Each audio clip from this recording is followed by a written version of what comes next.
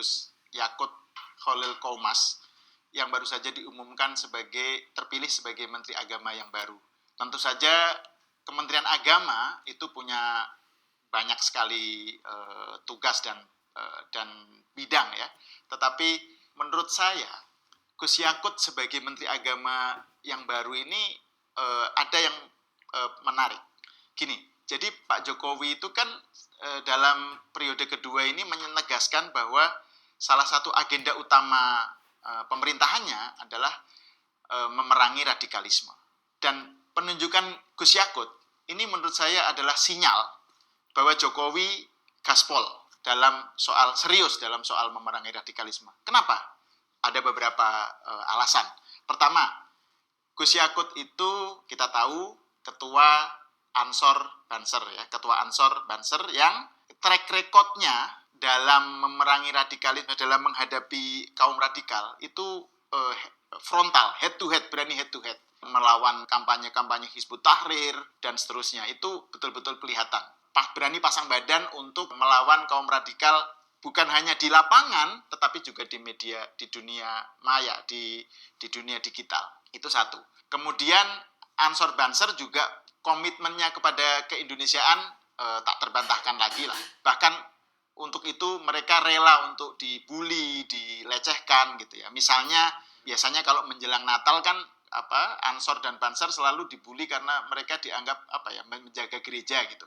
Padahal jaga gereja itu kan pesan Gus Dur ya. Itu kan sebenarnya bukan soal gerejanya sebenarnya, tetapi menjaga Indonesia, menjaga keindonesiaan dari ancaman serangan teror dan kaum radikal. Jadi itu bukti bahwa Banser Ansor komitmen keindonesiaannya tak terbantahkan. Menurut saya tepatnya di situ. Yang kedua, penunjukan Gus Yakut juga tepat karena Gus Yakut ini adalah santri dari latar belakang pesantren yang kental, dan kita tahu paham keislaman yang menjadi warna dari NU, dari pesantren, itu adalah Ahlussunnah wal Jamaah yang menekankan tasamuh, tawazun, i'tidal, moderasi dalam beragama. Dan paham keagamaan semacam inilah yang dibutuhkan ya untuk menghalau melawan radikalisme. Dan sebagai santri, sebagai orang yang lahir dan besar dalam kultur pesantren, kultur NU, Gus Yakut juga punya beberapa kelebihan. Pertama, dia sangat confident untuk menegaskan bahwa radikalisme itu bukan sesuatu yang disikapi dengan sikap denial. Jadi Gus Yakut itu tidak denial, tidak mungkir terhadap radikalisme. Biasanya kan ada sejumlah kalangan Islam yang misalnya menganggap bahwa teroris nggak punya agama, radikalisme itu nggak terkait dengan agama, dan seterusnya. Ini tidak, Gus Yakut tidak seperti itu. Dalam salah satu videonya, Gus Yakut bilang bahwa kalau ada orang yang bilang bahwa radikalisme itu nggak terkait dengan agama, itu bohong. Karena ya di Timur Tengah, orang ngebom, orang bunuh, mengatasnamakan jihad, orang bukan hanya di Timur Tengah, di sini juga orang memekikkan takbir, tapi kemudian yang muncul adalah ekspresi penghalalan kekerasan atas nama agama. Dan ini membutuhkan sikap yang tegas untuk berani mengakui bahwa ada yang salah dalam pemahaman keislaman. Jadi ini betul-betul sebuah kedewasaan dalam beragama ya, bahwa memang ada masalah dalam pemahaman keagamaan kelompok-kelompok tertentu, dan itu yang harus dikoreksi. Jadi ini langkah awal dari perang melawan radikalisme adalah dengan tidak denial, tidak mungkir.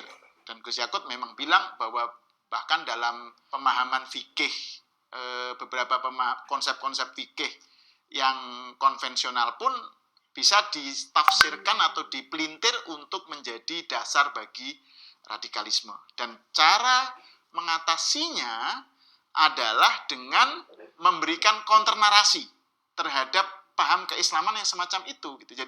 Jadi pemahaman fikih, pemahaman keislaman yang menekankan moderasi, itu yang harus ditekankan.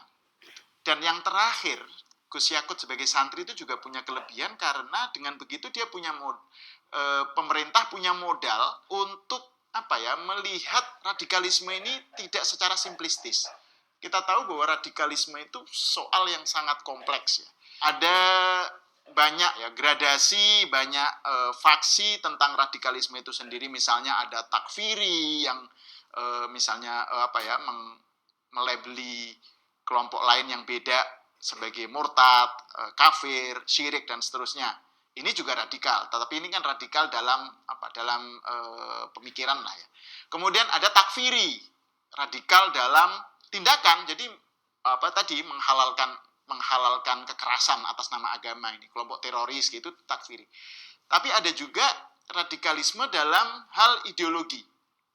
Radikalisme dalam hal misalnya pengen mengganti Pancasila dengan khilafah gitu misalnya. Pengen mengganti negara Pancasila dengan negara syariah dan seterusnya. Dan itu diupayakan dengan masif di medsos, di dunia maya, di kampanye-kampanye di pengajian dan seterusnya. Dan ini juga satu bentuk dari radikalisme. Nah, keragaman radikalisme semacam ini tentu harus dihadapi dengan berbeda gitu ya, dan memang tidak sepenuhnya bisa dengan undang-undang terorisme dan seterusnya, tetapi harus juga melalui apa yang sering kita sebut sebagai ghazwul fikr, sebagai perang ideologi, perang pemikiran gitu. Modal Gus Yakut sebagai santri itu memungkinkan dia untuk melihat kompleksitas masalahnya itu dengan betul-betul jeli gitu. Belum lagi, ini yang terakhir ya, misalnya antara tahapan-tahapan menuju terorisme, menuju radikalisme. Kan ada intoleransi, ada radikalisme, ada terorisme. Kalau intoleransi itu anti terhadap yang beda paham, beda keyakinan. Jadi menolak yang beda. Kalau radikalisme itu memusuhi yang beda. Sedangkan kalau terorisme itu memerangi yang beda paham atau beda keyakinan tadi. Jadi kalau pemerintah ingin memerangi terorisme, maka radikalisme harus dihabisi dulu. Dihabisi paham radikalisme harus diperangi dulu. Kalau pemerintah ingin memerangi radikalisme, maka intoleransi harus juga diatasi gitu. Kalau intoleransi tidak diatasi, itu bisa menjadi radikal.